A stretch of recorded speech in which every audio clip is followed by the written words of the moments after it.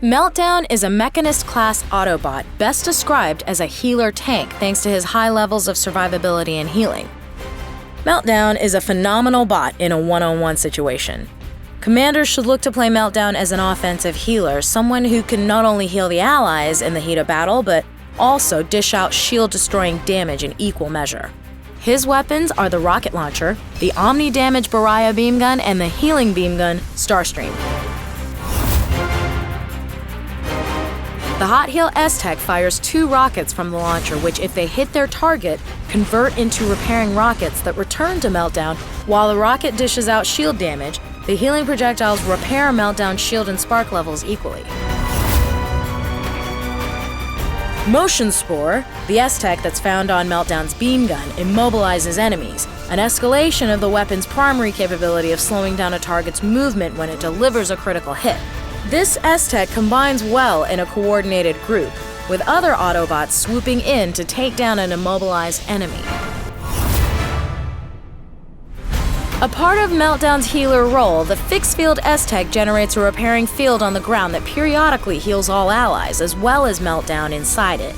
Useful for that extra push, or defensive retreat in the heat of battle, commanders should not underestimate Fixed Field's ability to boost morale, even in the group's darkest hour. Just so you know, Fixed Field does not heal Meltdown as much as a hot heal.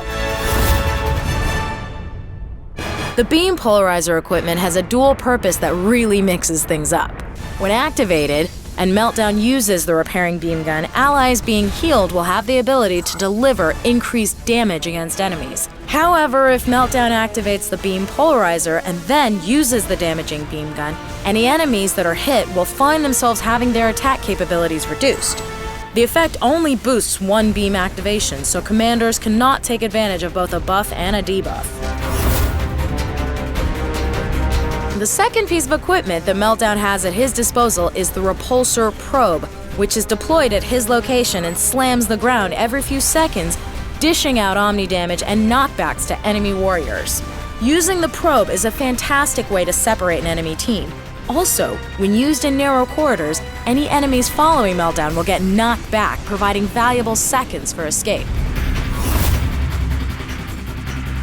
Meltdown's final piece of equipment is Beam Protector, which works with his beam guns.